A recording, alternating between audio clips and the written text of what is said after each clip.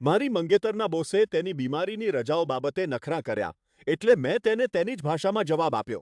મારી પોતાની physiotherapy clinic છે અને મારી મંગેતર વકીલ છે. અમારી સગાઈની પાર્ટીમાં મેં તેના સહકર્મચારીઓને મારી સેવાઓ પર ડિસ્કાઉન્ટ આપ્યું. તેમાંથી ચારેક લોકોએ નોંધણી કરાવી.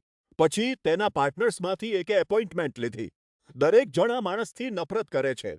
તે અહંકારી છે, બીજાને નીચા દેખાડે છે અને હંમેશા બીજાની પ્રશંસા મેળવવા તલ રહે છે. હું પ્રોફેશનલ રહ્યો, પણ જ્યારે તેણે ડિસ્કાઉન્ટ માંગ્યું, ત્યારે મેં તેને કહ્યું કે તે ફક્ત કર્મચારીઓ માટે જ છે. અને હા, મેં આ વાત એક સ્મિત સાથે કહી. થોડા અઠવાડિયા પહેલા અમે મારા કામના બોજ વિશે વાત કરી રહ્યા હતા. તેણે ઉલ્લેખ કર્યો કે તે તેની ઓફિસમાં મેડિકલ સર્ટિફિકેટ્સ બાબતે વધુ કડક બનવા માંગે છે, જેથી લોકો કામચોરી ન કરે. હવે વાત કરીએ ગયા અઠવાડિયાની. મને ખૂબ જ ખરાબ શરદી થઈ ગઈ અને તે મારી મંગેતરને પણ થઈ ગઈ. તેની તબિયત ઘણી બગડી અને તેણે સોમવારે રજા લેવી પડી. તેના બોસે એ જ અહંકારી પાર્ટનરે તેણીને ઈમેલ કરીને મેડિકલ સર્ટિફિકેટ માંગ્યું.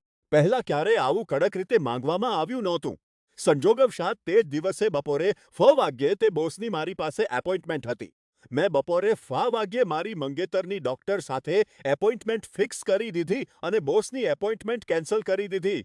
મેં તેને કહ્યું કે મારે તેને લઈ જવા જવું પડશે, કારણ કે તેને ચક્કર આવે છે અને તે ગાડી ચલાવી શકે તેમ નથી. મેં તેને જણાવી દીધું કે હું આવતા 3 અઠવાડિયા સુધી સંપૂર્ણ રીતે બુક છું. અચાનક તેણે અમને બંનેને મેસેજ કર્યો કે હવે મેડિકલ સર્ટિફિકેટની જરૂર નથી. મારી મંગેતરે તેને કહ્યું કે લેટ કેન્સલેશન પોલિસીને કારણે તે ડૉક્ટરની મુલાકાત રદ કરી શકે નહીં. છેલ્લી ઘડીએ કેન્સલ કરવું અસભ્યતા ગણાય. મેં તો બસ એટલું જ કહ્યું કે તેનું ત્યાં જવું વધુ સારું રહેશે.